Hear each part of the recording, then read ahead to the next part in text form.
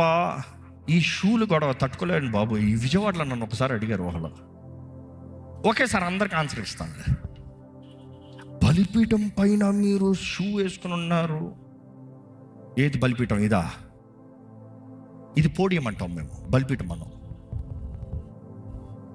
బలిపీఠం అనేటప్పుడు నేను దేవుణ్ణి ఆరాధిస్తున్నాను, నేను సమర్పించుకుంటున్నాను చూడు, అది బలిపీఠం. బలి, నేను బలి. నేను బలి కాకుండా ఇక్కడికి వచ్చి చేస్తే ప్రయోజనం లేదు, శక్తి లేదు. కానీ ఒక మాట తెలియజేస్తా, నా దేహమే దేవుని ఆలయం. షూ వేస్తే అపవిత్రం అయిపోను. ఓ మాట చెప్తున్నాను, చాలామందికి షూ వేసుకుంటే అపవిత్రం అనుకుంటారు. కాదు కాదు కాదు. అపవిత్రులు యేసును మొడితే పరిశుద్ధపరచబడ్డారు. యేసు అపవిత్రుడు అవ్వలే. ఈరోజు నేను పరిశుద్ధపరచబడ్డానంటే నేను ధరించుకునే అన్ని పరిశుద్ధపరచబడుతున్నాయి. Wait, I'll give you clarity. కొంతమంది అంటారు బైబిల్ ఉంది కదండి, దేవుడు అంటాడు మోషేతో, నువ్వు నిల్చున్న స్థలము పరిశుద్ధమైనది, నీ పాత్రలు విడిచిపెట్టు. రెండోసారి చూస్తాం ఎక్కడ? యెహోషువ దగ్గర చూస్తాము. దేవుని దూత నిలిచి కట్టి చీల్చి ఈ నిలిచి ఉన్నాడంట. దూత దగ్గరకు వచ్చి ఆయన అడుగుతున్నాడు, నువ్వు ఎవరి పక్షాన్ని వచ్చావు? అటువైపు వచ్చావా, ఇటువైపు వచ్చావా? అక్కడ ఆయన అంటున్నాడు, నువ్వు నిల్చున్న స్థలము పరిశుద్ధమైంది, నీ పాత జోడులు విడిచిపెట్టు. అక్కడ అగ్ని ఉందా? అక్కడ బలిపీఠం కట్టి ఉందా? అక్కడ బలి ఉందా? మళ్ళీ ఎందుకు పాత జోడులు విడిచిపెట్టమన్నాడు? మోర్ దాన్ దిస్ వేరే ఎక్కడ నువ్వు పెద్ద చూడలేవు. నీ పాత జోడులు విడిచిపెట్టు. అసలు బలిపీఠమే లేదు, పాత జోడులు విడిచిపెట్టు అని చెప్తానికి. ఈరోజు చాలామంది బలిపీఠం దగ్గర ఉన్న పాత జోడులు విడిచిపెట్టు. అసలు దీన్ని అర్థం చేసుకోవాలంటే కొంచెం జూడాయిజం నేర్చుకోవాలి. అబ్రహాము సంతానం దగ్గర నుండి వారు దాంట్లో ఎందుకు పాద జోడులు విడిచిపెట్టాలి అర్థం చేసుకోవాలి.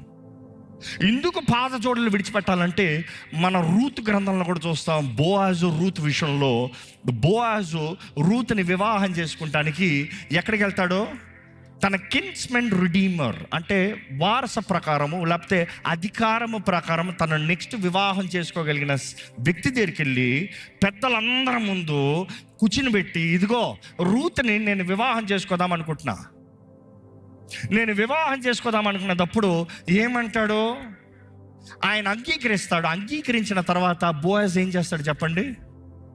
తన పాద జోడుల్ని ఈయన తీసుకుంటాడు.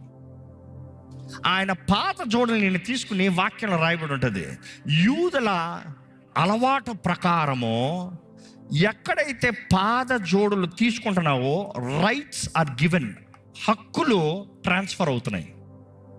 ఆ రోజు మనలాగా పత్రికలు రాసుకుని సైన్లు వేసుకుని రిజిస్టర్ నిలబడి కొడతాం కాదు. ఆయన పాత జోడులు నేను తీసుకుని రావాలి. ఆయన పాత జోడులు ఈయన అప్పచెప్తాం, ఆయన హక్కు ఈయన చేతులకు ఇస్తాం.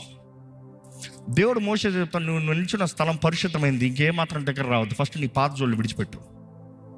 ఆ మాటకు అర్థం ఏంటంటే నీ రైట్స్ వదులు, నీ రైట్స్ నా చేతులకు అప్పచెప్పు.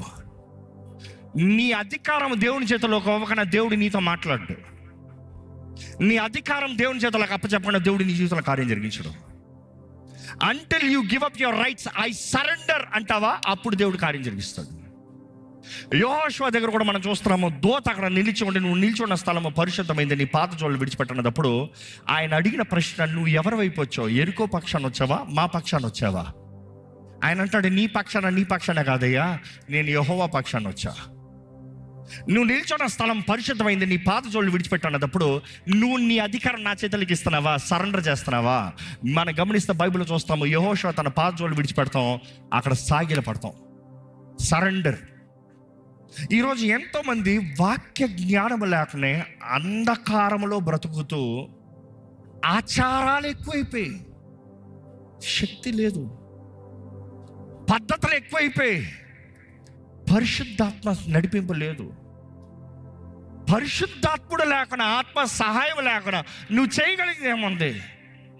అవసరమైతే నిమిషం చూలు ఇట్లా పక్కన పెట్టి దేవా స్తోత్రం అంటావు. నువ్వు నిల్చున్న స్థలం ఇంత అడుగుల పరిశుద్ధమా?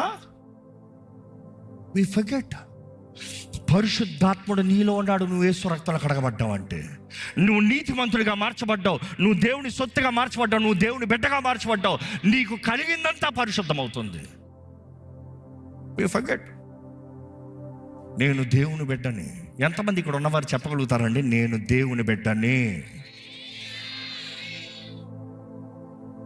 అంటే ఈ మాటకు మీకు అర్థమైందో లేదో. ఎంతమంది రక్షించబడి బాప్తీసం తీసుకున్న వాళ్ళు ఇక్కడ ఉన్నారో చేతులు ఎత్తి ధైర్యంగా చూపించండి.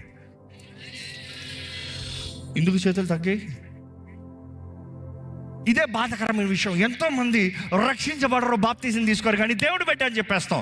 ఎక్కడ ఏ మాత్రమో నేను విమర్శిస్తానికి మిమ్మల్ని చేతులు ఎత్తమంటలేదు. ఎంతమంది ఉన్నారో తెలుసుకుని దాని తగినట్టుగా ప్రార్థన చేస్తానికి ఆశపడుతున్నాను. ఎంతమంది ఇక్కడ ఇంకా బాప్తీసం తీసుకొని వారు ఉన్నారో చేతులు ఎత్తి చూపిస్తారు. బాగా బాగా బాగా బాగా సిగ్గుపడాల్సిన అవసరం లేదు, మీ కొరకు ప్రార్థన చేస్తాం.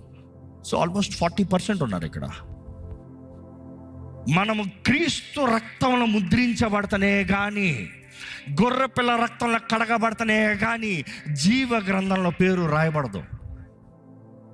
నీవు చావాలి, నీ స్వార్థం చావాలి, నీ అహము చావాలి, నా మాట కొట్టివేయబడాలి. జీవించినది నేను కాదు క్రీస్తు అంటేనే అక్కడ